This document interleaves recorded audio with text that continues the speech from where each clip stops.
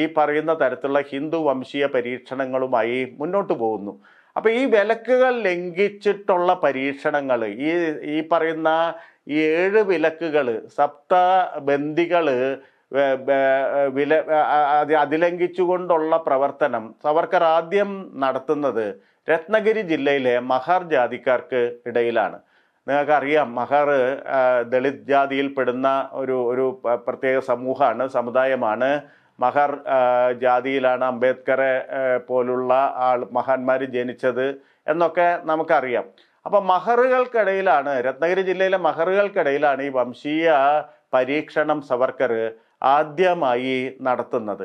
മഹറുകളുടെ കോളനികളിൽ സവർക്കറും സവർക്കറും ഈ പറയുന്ന നേരത്തെ നാം പറഞ്ഞ രത്നഗിരി ഹിന്ദുസഭാ പ്രവർത്തകരും കടന്നു ചെന്ന് അവർക്കൊപ്പം ഇരുന്ന് ഭക്ഷണം കഴിക്കുക, അവരെ കൊണ്ട് ഈ ബ്രാഹ്മണ സ്തോത്രങ്ങൾ ചൊല്ലിക്കുക, അത്തരം പരീക്ഷണങ്ങളാണ് ആദ്യം തന്നെ നടത്തുന്നത്.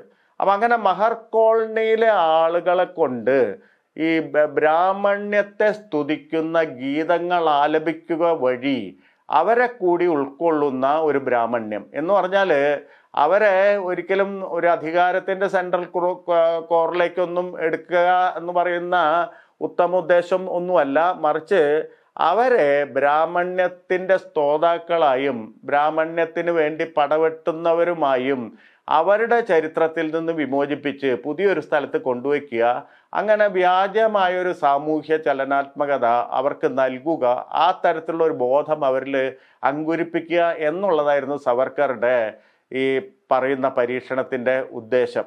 അത് ഒരു തരത്തിൽ വിജയിക്കുന്നുണ്ട്, ഒരു പരിധി വരെ വിജയിക്കുന്നുണ്ട്. ഒരുപാട് മഹറുകൾ അങ്ങനെ ഈ വലയിൽ പെടുന്നുണ്ട്.